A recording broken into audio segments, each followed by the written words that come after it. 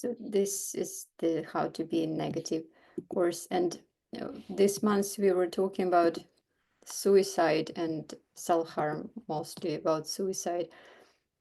And I found it hard to write about it because after reading Boothby book, Blown Away, nothing else feels relevant in terms of writing.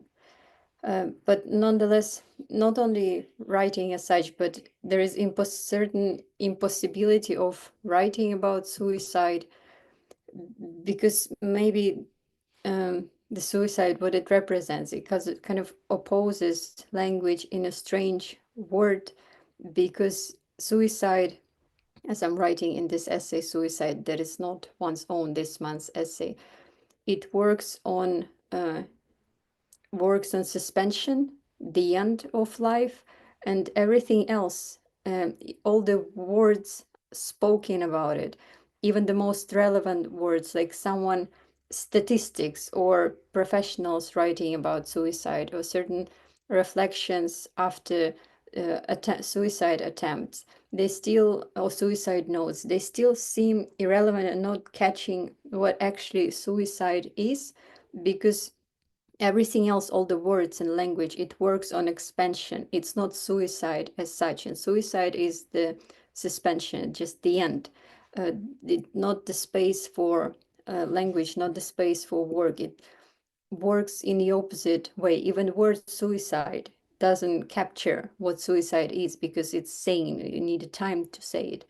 So suicide is opposite to language and to life, because of it's the end of language, it's the end of life, of everything. And in these terms, by writing this essay and by this presentation of the essay, it is kind of a betrayal of suicide, because it's talking about it. It's trying to explain it, try to put it in a language which it opposes being captured by language. It's precisely the opposite.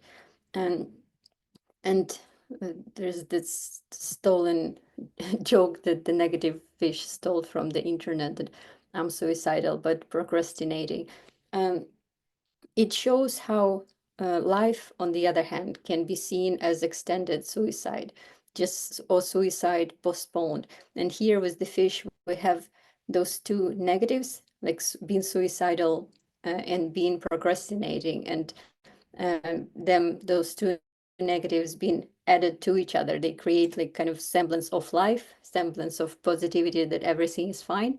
It just seems that way, but nonetheless, this negativity, or life as suicide but extended or expanded, postponed, stretched in time, it seems to me the most honest comprehension of what actually life is. But nonetheless, it's still like saying this, even in the form of a joke. It still betrays suicide and as such, because it still tries to comprehend it or theorize it as opposite to what it is in relation to life, explain life through it. So bring life into suicide instead of what suicide actually stands for, the opposite of life, and certain limit of life. And um, the three two other concepts that we were discussing previously, being towards death, existential term, and death drive, psychoanalytic term. I claim that if you use word suicide in listing as a part of the uh, philosophical theory, as a philosophical concept that has to do with death, first it resists being towards death and death drive, because even though those concepts they're talking about death, they have obviously here we can see that they have death as a part of themselves, they include death. But nonetheless, wherever you mention suicide, it's rarely mentioned when both topics discuss. It's like would be explained rather as it's being towards death is not suicide, and death drive are not suicide, because obviously the logic is that both of those terms, being towards death and death drive, they're talking about death in life, and how death is structural to life, or how even there is no life but there's only death postponed or death extended, or there is work of death that creates semblance of life.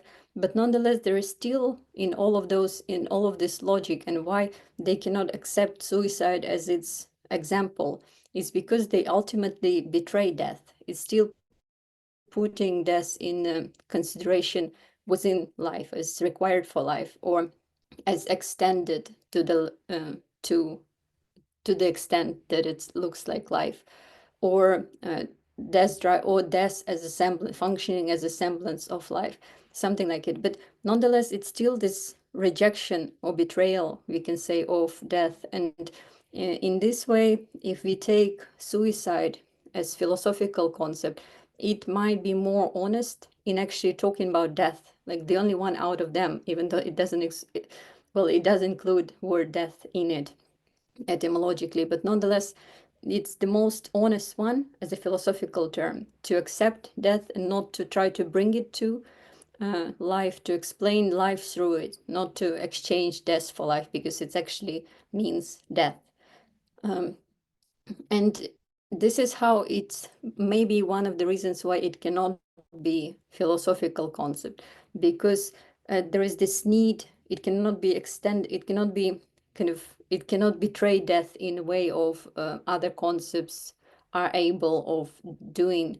And in this way, it's kind of very dangerous term as a philosophical term.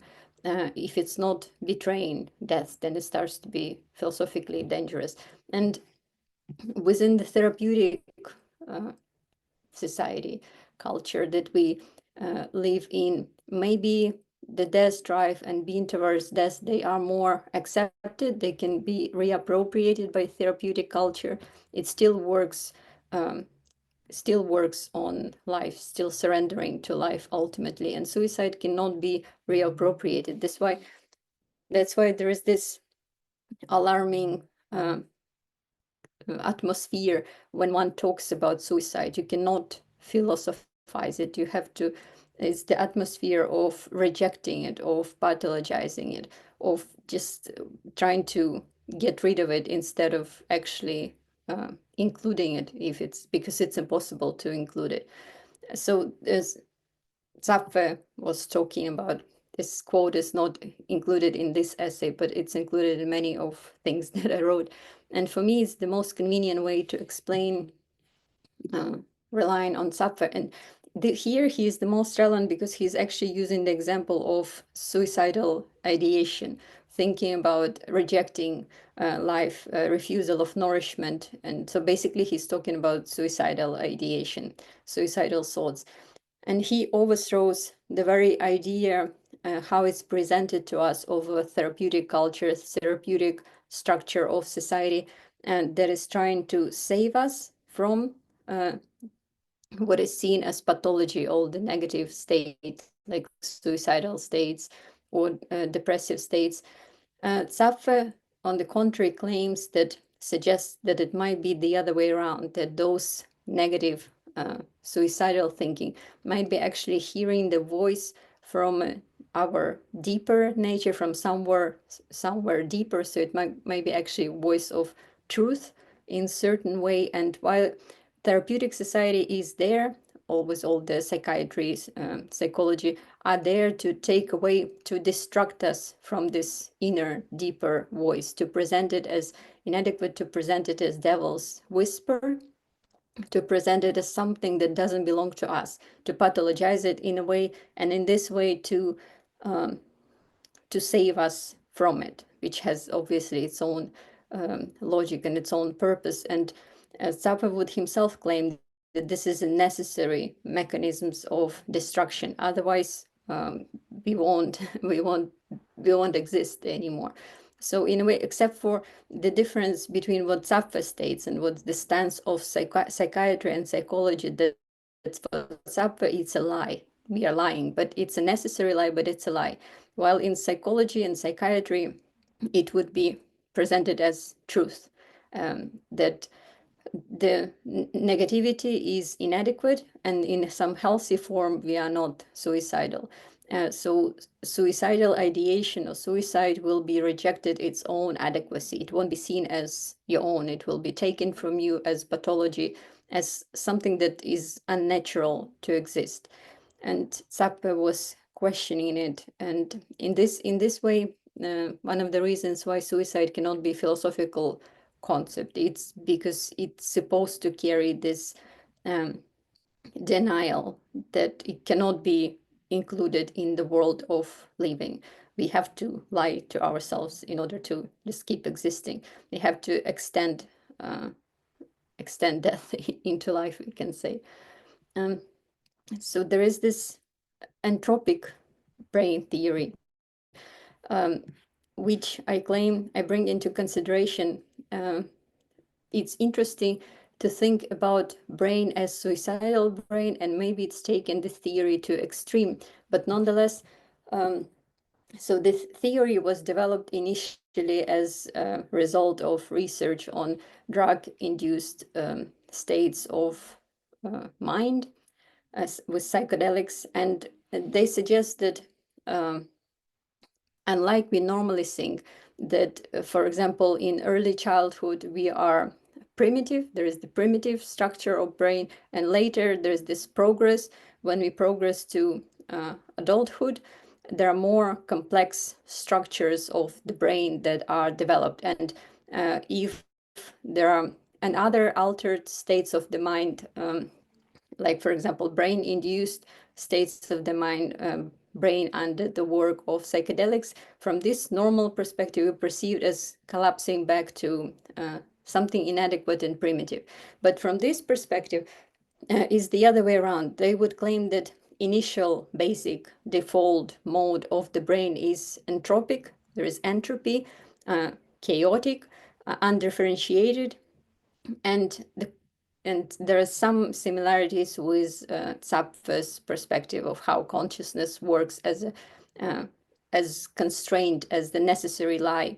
But there are other interesting similarities with Nietzsche and his thinking of chaos, how and suffering. But nonetheless, this entropic theory suggests that it's other way around, that there is initially chaotic state of the brain, the state of entropy. And normal, adequate state, something that we comprehend as normality in culture, as adequacy, it comes as a constraint, like really flattened reality to the extent that we can function. So the adulthood would be not progress or this normalcy and adequacy, but rather constraint, necessary flattening of reality, constraining it to the extent that, like, minimizing the entropy. And the examples that they list of those deviated states, except for early childhood brain, would be schizophrenia or work of psychedelics. And so it's opposite to normal perspective, how I see it as a progress. It's rather regress to or minimizing of chaos. And this changes some things. For example, how we perceive certain or stigmatize certain groups of people like drug addicts or self-harming people. From this perspective, it can be seen other way around, that it's rather challenging the constraint, something that we have to question their adequacy because we cannot include these people or these self-destructive processes because they challenge the very narrative of that we rely on.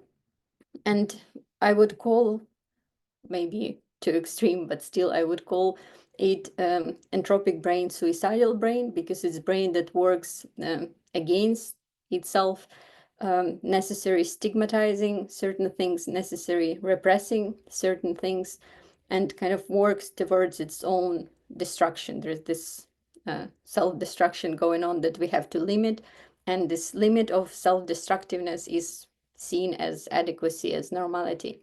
But nonetheless, there's other negative processes going on.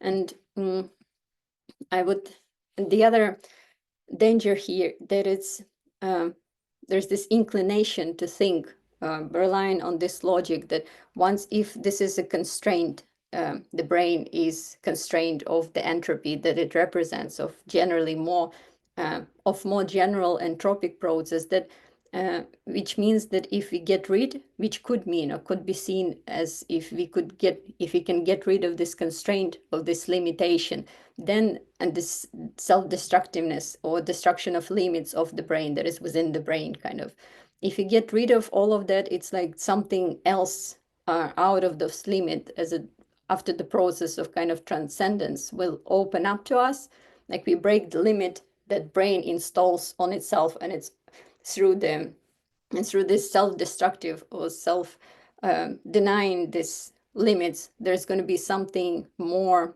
general in form of something more general and something opposite to destructivity that will open up to us, like transcend your limits, and then you'll have access to something, I don't know what. But I would resist this logic, because this logic, normal logic, that subordinates negativity to positivity, or destructiveness to positivity. It's like we are ready to accept destruction, but only if it's in order for something transcendental, more kind of positivity that will open up after we break the limits. I would challenge this logic, claiming that it's not that it's brain with its limits protecting us from something where we can transcend through breaking those limits. It's this transcendence, if it occurs, it just transcends us, so to say, into the larger entropy and the larger destructive process. And we can think here in terms of theology about suicidal God, or suicidal or entropic universe, or entropic theory of evolution. So outside of this, not only brain that is entropic and limited, and everything else is great, harmonious, and not destructive, not entropic.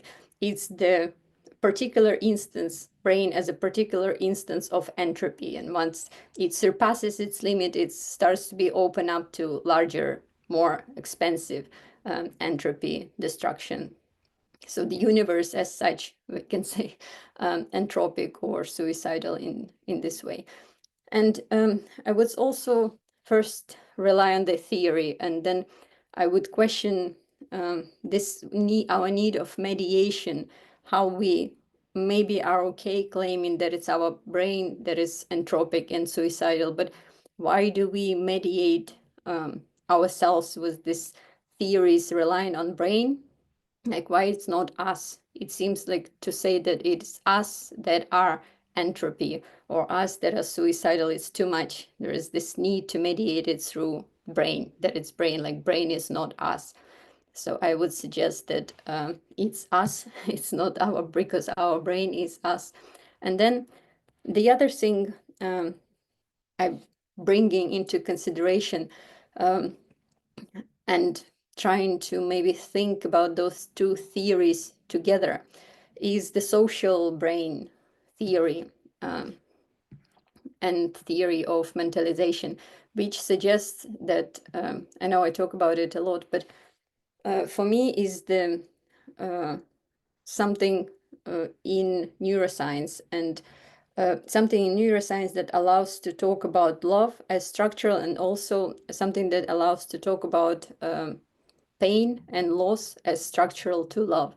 So what it initially, the social brain theory suggests, is that our brain is social. The default mode of functioning of our brain is social, which means that we are, first of all, directed in our attention not to ourselves, but to others. Like, brain exists as reflection of others. And if we are in default mode of our thinking, if you're not directing our thinking somewhere, it just falls back to thinking about others, which can, based on this, we can claim that this thinking, being there with others, or brain as such, is not individual brain. It's first of all the instance of connectivity, of a social tissue, of connection with the other. So brain doesn't exist in itself. It's rather part of the structure reflecting of the other. There's this interconnectivity first, and the instances of interconnectivity is what we call individual brain or individual self.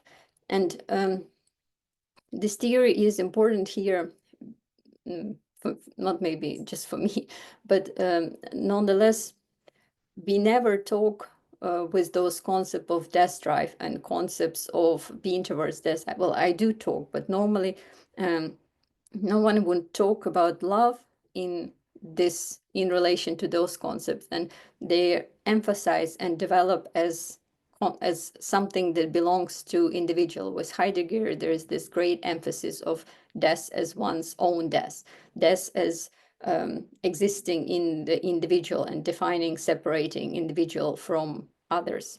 And with death drive, it's also something that individual is driven by, and connections with others in relation to those terms when they're discussed comes, if connection exists, it exists as secondary, as only effect, but not like death drive and being towards death.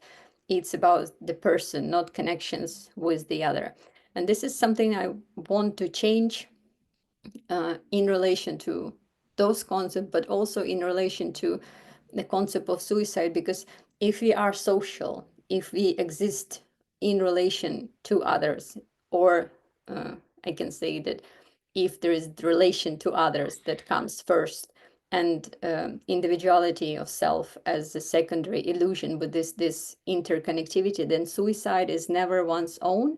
It also exists not within individual, but something shared, something in between people, individuals. And um, the other thing is that uh, the social brain theory, the part of it is, and part of attachment theory is the concept of social pain, which means that uh, the social pain, they would claim, is as real as physical pain, and that uh, it hurts us, certain social rejection or loss of the significant other, the pain that connected to love, to sociality, to social body, is as intense physically, or as real, or even more intense than physical pain of the body, which means for them that, well, it doesn't matter what it means for them, but for me it means that love is pain. Like it feels like as a loss. It only feels through the pain, through the longing to the other. For example, in attachment theory, we know that we attach because we long for someone else. You cannot never merge with someone you're longing for. So this longing, lack of them, this is how our need for them, which is maybe minimal but still pain, is how love exists. That we care. This caring, longing, needing, it might be the minimum of pain, not as big as pain of loss or pain of social rejection, but it's still something about loss, not having other or longing for other. So it's embedded for me, coincides with the social pain. And based on this theory of social brain, where I'm trying to ask a question, where suicide exists, if it's not within individual, but but as intersocial thing in between people. And in this we can claim that it exists for suicide with the loss of a loved one. It exists. Suicide is not something that exists for in relation to the one who is lost, the person who is lost, but it's up to us who remain to mourn them, who remain with the fact of their loss. We are the ones who carry their presence, the fact of their suicide, and further on, which means that it's still present, but within the tissue of sociality, not it's not only the collapse of self, but it's mostly the presence of the other who is already lost. And in this relation, what Boothby writes about the loss of his son, and not only him, but it's quite mentioned a lot that the one who is lost start to be more present for us than they were present during their life, even after the breakup. we know that nonetheless it doesn't end just with separating with person. The person is still present, even more vividly present for you, um, within their loss, which I'm claiming that maybe even love is lost. We can never have someone. We can only our having of them. It's only small sequence of us generally losing them. Either well, we all going to die, but even within, and we all approaching this time when we're going to die, so it's impossible to have each other. It's only possible to have each other for a little while, and to have in a form of losing. So having is like a sequence in a more general process of losing, and probably feeling love for someone is feeling the loss of them, kind of mourning them even if they're alive, impossibility of them being presence of this moment of presence to exist forever, envisioning their loss, or knowing that we are going to lose them, or we are not able to have them, to keep them. So the love in this sense is a negative process, and it coincides with the loss. It's not about presence, it's about losing. um, and I think I messed up in at the end of the essay, um, claiming that love is about disappearance of the loved one, and it carries the absence forward. So when we lose the one we love, it's like love coincides with itself in its uh, most intense presence of love. It's in its impossibility of itself when it's when it's too late. And in a way, with love is maybe always too late. So there's this tragic nature of love, where in which suicide as a concept fits, that one is never lost. At the same time, first they always potentially lost, or always we're always in a process of losing them. But when we're actually losing them, they become this pure loss, and crystallize in longing, more like refined love object. All right, so I will stop recording, and I will talk to you in a second.